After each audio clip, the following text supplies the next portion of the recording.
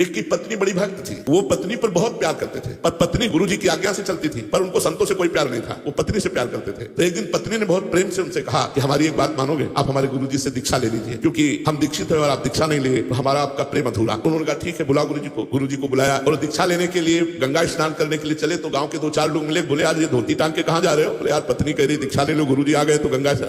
और वो धोती लेके वापस आ गए, बोले नहीं लेना मुझे दीक्षा। कालांतर में दोनों का शरीर छूटा, तो पति आसक्त होने के कारण उसका मोक्ष नहीं हुआ और वो राजा की राजकुमारी के रूप में जन्मे। ये पूर्व में गीता जी के महत्व में महिमा आती थी, उसमें दृष्टांत आता था उसका है। और वो पत्नी के प्यार के कारण जहां वो राजकुमारी जन्मी वही हथनी से वो पुत्र के रूप में प्रकट हुआ, हाथी का शावक। अब जब वो नवयुवक अवस्था में हाथी आया और श्रृंगार करके राज सवारी निकली और राजकुमारी सिंहासन पर आरूढ़, तो जे भी उसने देखा तो पूरी स्मृति जागृत हो गई कि ये तो मेरी पत्नी थी। अभी राजकुमारी और मैं हाथी में कैसे मिलन हो सकता है? वो चुपचाप सहता रहा क्योंकि कुछ अपनी बात व्यक्त नहीं कर सकता, हाथी रूप में है। अब राजा ने अपनी राजकुमारी का स्वयंवर रचा। जे ही स्वयंवर की घोषणा हुई तो उसने खाना पीना सब छोड़ दिया। वो बहुत ही सुशोभित हाथी के रूप में था। राजा को सूचना पहुंची, राजवैद्यों ने देखा, बोले कोई रोग नहीं। राजकुमारी विज्ञान संपन्न थी क्योंकि भजन करती थी। उसने कहा इसकी औषधि मेरे को पता है, मुझे एक बार इसके समीप जाने दो। नजदीक गए और कान में कहा था गुरुदेव को वरण कर दो। नहीं वरण किया ना तो हाथी की योनि को प्राप्त हुई। सकुचाओ मत, तुम्हारे गले में जयमाला डालूंगी। सकुचाओ मत, स्वयंवर में तुम शोभा के लिए खड़े किए जाओगे और मैं तुम्हारे ही गले में माला डालूंगी और इस जन्म में इतना भजन करूंगी कि आगे जन्म में हम फिर दोनों मिलेंगे। उसने ऐसा ही किया, भजन के प्रभाव से अपने पति को हाथी की योनि से मुक्त करके अगला जन्म फिर मनुष्य का हुआ। ये